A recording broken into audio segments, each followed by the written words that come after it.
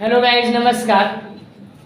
आइए आज की क्लास में हम लोग मुस्कुराते हुए है ना पढ़ते हैं महाभारत का। आज ये क्लास का 5वां वीडियो है ना। आइए देखते हैं महाभारत।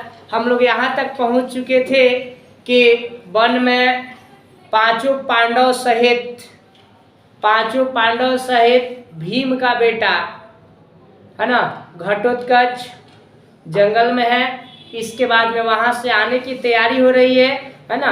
तो वही भीम अपनी माँ हिमिंडा के साथ जंगल में रह जाता है और पांचों पांडव है ना कुंती के साथ आते हैं। और देखिएगा वहां आने के बाद में क्या होता है। यहाँ थोड़ा सा लिखा हुआ कि माँ हिमिंडा और पुत्र घटोत्कच पांडव को जंगल में छोड़कर चले आए। अब पांचों पांडव सबसे पहले जब आते हैं तो पंचाल देश में पहुंचते हैं। कहाँ पहुंचते हैं जी? पंचाल देश में पहुंचते हैं। और पंचाल देश में पहुंचने के बाद उनका किससे भेंट होता है? बोलिएगा।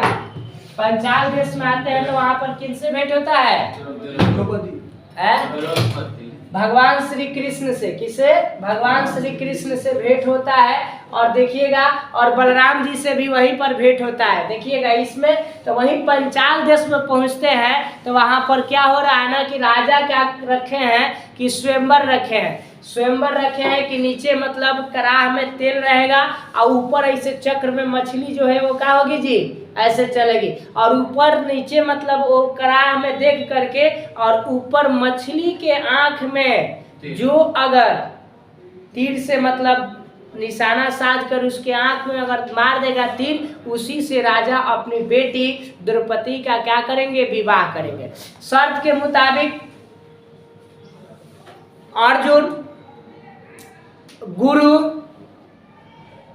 का क्या नाम था? अर्जुन के गुरु का नाम बोलिए, जो कि धनुष का विद्या सिखाए थे। बोलिए बोलिए, नहीं पता है? क्या नाम है जी? देखिए एकलव्य के गुरु का क्या नाम था? नहीं पता है? गुरु द्रोणाचार्य। क्या नाम है? गुरु द्रोणाचार्य। यानी गुरु द्रोणाचार्य यानी अर्जुन को क्या वचन दिए थे कि तुमसे बड़ा कोई धनुषधारी पैदा नहीं होगा। और वही उन्हीं का मतलब शिष्य था। कौन? एकलव्य। वो भी एक बहुत बड़ा क्या था? धनुषधारी था। समझ रहा हो ना? लेकिन वो बताएंगे बाद में, क्योंकि एकलव्य ने क्या किया था, वो जब शिक्षा ग्रहण करने के लिए गया था तो गुरु द्रोणाचार्य ने मना कर दिए थे कि मैं तुम्हें शिक्षा नहीं दूंगा। एगो तो छूट जाति का था, दूसरा में क्या था बहुत मतलब समझ रहा हो ना कैसा था? मेरे से भी काला था, एकदम पूरा काला था। समझ रहा हो ना? हाँ करिएगा। तो वही यहाँ पर अर्जुन जो आया तो देखा कि भाई है ना तनी मौका का फायदा उठाया जाए, क्योंकि पंचाल देश का जो राजा है वो स्वयंवर रखे हुए हैं। वे स्वयंवर रखे हैं कि मैं अपनी बेटी से उसी का शादी करूंगा जो मतलब ऊपर मतलब नीचे तेल की कड़ाह में देखकर और ऊपर मछली के आंख में जो तीर मार देगा। अर्जुन उसमें क्या हुआ? सफल हुआ। और सफल होने के बाद में अर्जुन ने क्या किया? किससे विवाह किया? द्रौपदी से अर्जुन का शादी हो जाता है। समझ रहे हो? अब शादी होने के बाद देखिएगा है ना कुंती के कहने के बाद और इसके पीछे वृत्तांत है ना, जिसके माध्यम से मतलब वो सब समझिए कि बस बाद में कुछ ऐसे विचार विमर्श किया गया। अब विचार विमर्श करने के बाद द्रौपदी को कुछ श्राप भी था है ना। इस सब को देखते हुए आदि वो जो द्रौपदी है वो पांचों पांडव की पत्नी बनती है। पांचों पांडव समझ रहा ना? आने युधिष्ठिर, भीम, अर्जुन, नकुल और सहदेव यानी पांचों की पत्नी बनती है। कौन? द्रौपदी है ना। पांचों पांडव की क्या बनती है? पत्नी बनती है द्रौपदी। इसके बाद देखिएगा अब सबसे पूरे खानदान में सबसे पुराने नहीं सबसे ज्यादा उम्र का कौन थे? वही भीष्म पितामह। भीष्म पितामह यानी देवव्रत। देवव्रत के बाबूजी का नाम राजा शंतनु। राजा शंतनु के नैकी मम्मी का नाम सत्यवती। सत्यवती के शरीर से जो लड़का जन्म लिया उसका क्या नाम था? विचित्र वीर्य है ना। विचित्र वीर्य के कई गो मेहरारू? दूगो। अंबिका और अंबालिका। अंबिका और अंबालिका समझ रहे हो? वो दोनों के अभी बच्चा नहीं हुआ था तला ही आपको विचित्र वीर्य का क्या हो गया है, मृत्यु हो जाता है। अब इसके बाद में वो दोनों है ना को किससे पुत्र की प्राप्ति होता है, जो भगवान व्यास से, किसे व्यास से पुत्र की प्राप्ति होता है नियोग के समय। और वही बेस तुम्हारा किनका, धृतराष्ट्र का और पांडु का दोगो है ना। यानी जो पहली थी जिसका नाम था क्या, अंबिका, अंबिका से कौन जन्म लेता है, धृतराष्ट्र, और अंबालिका से पांडु है ना। और धृतराष्ट्र क्या होता है, अंधा होता है, क्योंकि वो जब देखी थी किसका शरीर, महर्षि व्यास जी का, तो पूरे अपने आंखें बंद कर ली थी, इसीलिए जो बच्चा जन्म लिया वो आंख बंद जन्म लिया, यानी अंधा जन्म लिया। समझ रहे हो। अब वो जो अवला अंबालिका जो है वो पीली पर गई थी, पांडु पर गई थी, इसीलिए पांडु को जन्म दी। किसको जन्म दी, पांडु को है ना। तो राजपाट कौन करेगा हस्तिनापुर में, कौन करेगा जी, पांडु। तो वो अंधा था धृतराष्ट्र, इसीलिए राजपाट किसको मिला, पांडु को मिला। अब देखिए पांडु कई गो बियाह किया, वो देखा कि हमारे बाबूजी 2 गो छक्का मारे हैं तो हम काहे कम, वो 2 गो बियाह किया। समझ रहो, 2 गो बियाह किया, कौना से, गंधारी से और माद्री से, गंधारी और माद्री से विवाह किया।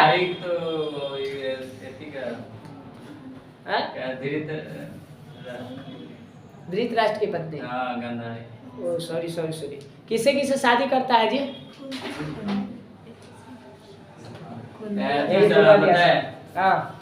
पहला किसे शादी करता है, कल बताए थे, देखिए क्या लिखवा है ना। 2 उसकी पत्नियां थी है ना,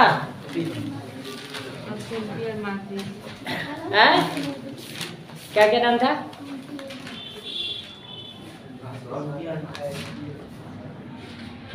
हाँ जी ध्यान से देखिएगा, गलती से यानी किससे ब्याह किया हो, कुंती और माद्री से, समझ रहो है ना।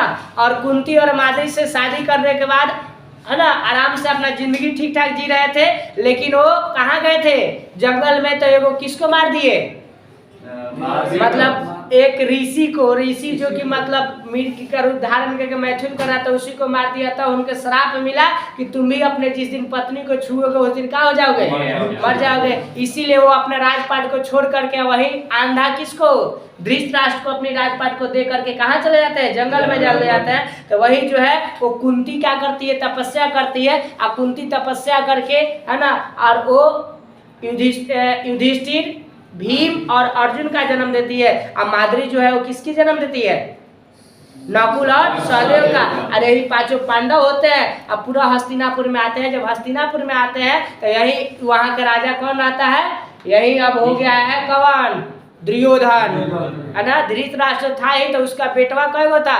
धृतराष्ट्र का कई गो बेटा था, 100 गो बेटा था, जिसको एक शब्द में क्या बोलते हैं, कौरव। और कौरव में 2 गो सबसे फेमस था, दुर्योधन और दुशासन। ठीक है, तो वही दुर्योधन जो है वहाँ पर राज करता है, देखता है कि अरे भाई ये तो पांडव आ गया है सब, आकर के लोग इन लोग को बहुत ज्यादा क्या कर रहे हैं, मान रहा है। इसीलिए वो क्या किया कि कूटनीति करके अपने बाबूजी से कहकर उनको पुनः, समझ रहा ना, खत्म करने के लिए भेज देता है। और भेजने के बाद पुनः देखिएगा कहानी अब आगे बढ़ती है।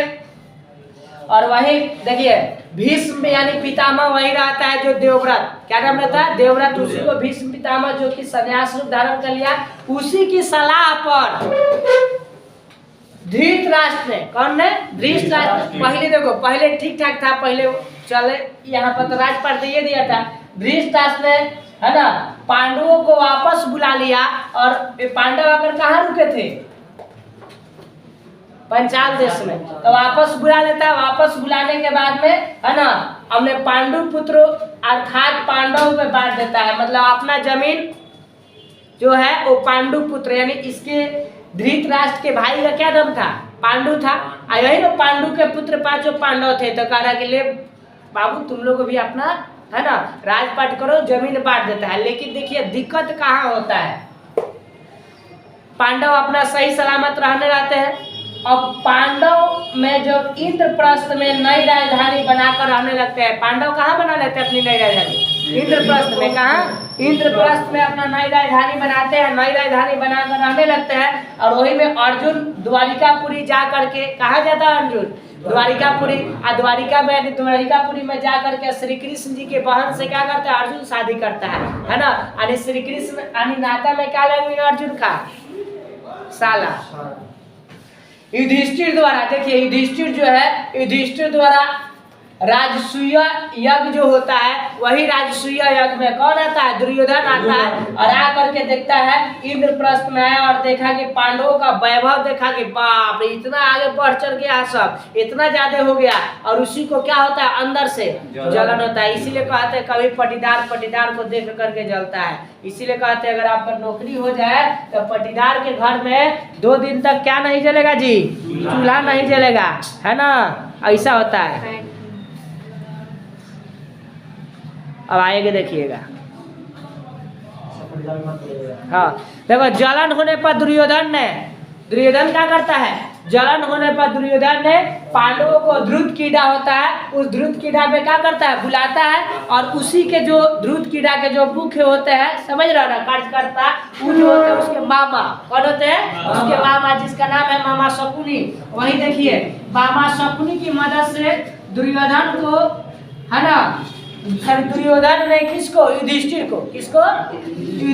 को हरा दिया। और हराने के साथ में देखिए क्या क्या हराता है, संपूर्ण राज्यों ले लिया, राज को भी हरा दिया, कहा कि राज भी जीत लिया, उनको भाइयों को जीत लिया, 5 पांडव को, और भाई के साथ साथ पत्नी को भी जीत लिया, है ना, पत्नी यानी पत्नी द्रौपदी को भी जीत लिया। और जीतने के बाद वही देखिएगा राजसभा में द्रौपदी का ससुरा क्या करता है, चीरहरण करता है। चीरहरण समझ रहा ना, यानी देखिएगा वही भगवान श्री कृष्ण अपना ऊपर बैठकर ऐसे क्या करते हैं, अपने शक्ति से साड़ी देते हैं। वही कहा गया है, वही राजभवन में द्रौपदी का चीरहरण हुआ था, भगवान श्री कृष्ण उसकी लज्जा बचाई। वही वहां पर वो चीरहरण करता है तो बोलता है कि नारी बिच सारी की सारी बिच नारी, समझ गए ना, कहता है कि नारी बिच सारी या सारी बिच नारी, मतलब नारी के अंदर साड़ी है कि साड़ी के अंदर नारी है, उसको समझ नहीं रहा है कि कपड़ा खींचते जा रहा है, इसे खींचते जा रहा है और कपड़ा का पूरा ढेर लग गया, लेकिन उनका जो कपड़ा शरीर से खत्म नहीं हुआ, उस भगवान श्री कृष्ण की महिमा से हुआ, समझ रहा हो। इसीलिए वो ब्लास्ट में द्रौपदी का मतलब लाजा बच जाता है ना। इसके बाद देखिए क्या होता है, अब यहाँ तक तो कहानी यहाँ से कुछ अलग होती है, देखिएगा अब होता क्या है, एक समझौता हुआ, जब ये हरा दिया तो देखिए समझौता के तहत पांडवों को द्रौपदी सहित 12 वर्ष के लिए पूरा कहाँ जाना होता है, वनवास जाना होता है। और अंतिम 13वें वर्ष का अज्ञातवास होता है ना। और इसके बाद ये लोग जब आते हैं तो वादा जो था, वादा के मुताबिक जब वनवास काटने के बाद में पांडव जो पूरा पहुँचते हैं, तो वहाँ पहुँचने के बाद राज देने से दुर्योधन क्या कर देता है, मना कर देता है, कह रहा है कि राज नहीं देंगे। और उसका राजपाट देने से मना जब कर देता है, अतः राजपाट के लिए अब क्या होगा जी, वो लोग अच्छा कोई बात नहीं है, दिख जाएगा, है ना, बात समझ में आना चाहिए। चलिए देखिए ना, हाँ देखिए, हाँ वादा के मुताबिक वही दुर्योधन जो है क्या करता है, राजपाट नहीं देता है। और नहीं देने के बाद में अब होता क्या है जी, अब तो लड़ाई होगा ना, इसीलिए अब राज प्राप्ति के लिए यही पे शुरू होता है क्या जी, महाभारत। और वो महाभारत कहाँ लगा गया, कुरुक्षेत्र में, है ना। और इसी का मदद करने के लिए भगवान श्री कृष्ण अपने मतलब आते हैं और वही अर्जुन का मदद करते हैं। और इसके बाद में आगे हम लोग पढ़ेंगे, तब तक के लिए धन्यवाद।